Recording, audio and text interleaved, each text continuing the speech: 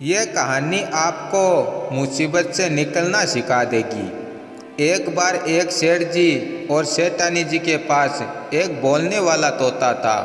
अब तोते का बोलने का मन होता था तो इंसान की आवाज़ में बात करता था, वरना नहीं करता था। सेठ जी और सेठानी जी दोनों ही बड़े भक्त किस्म के व्यक्ति थे, इसलिए ये दोनों शाम में एक सत्संग में जाते थे और ये इनका रोज का रूटीन था।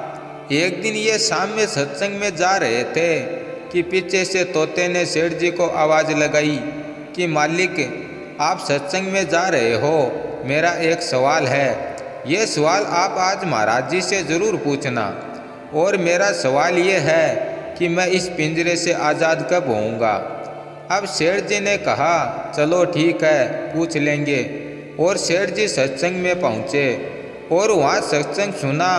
अब जैसे ही सत्संग खत्म हुआ, सबके सवाल जवाब शुरू हो गए।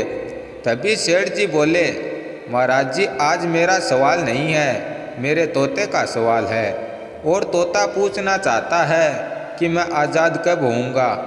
अब जैसे ही ये सवाल सेठ जी ने पूछा, महाराज जी बेहोश हो गए।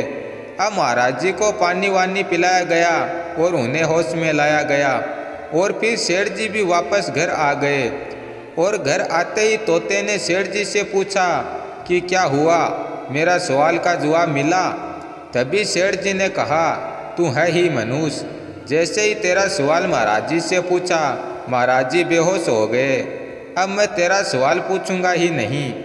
अब अगली सुबह जब सेठ जी और सेठानी जी देखते हैं कि तोता तो मरा हुआ पड़ा है, अब वह सोचते हैं कि यह तो बहुत गलत हो गया और पिंजरे को घर के बाहर लेकर के गए। और जैसे ही तोते को निकालने के लिए पिंजरा खोला, तोता उड़ गया। सेठ जी को कुछ समझ में नहीं आया और सेठ जी अगली शाम में फिर सत्संग में पहुँचे। तभी महाराज जी बोले, अरे वह तोते का सवाल था, हुआ क्या तोते का। तभी सेठ जी बोले, तोता तो बड़ा कलाकार निकला, वह बेहोश होने का नाटक कर रहा था। हमने सोचा कि मर गया और हमने पिंजरा खोला और वह उड़ गया।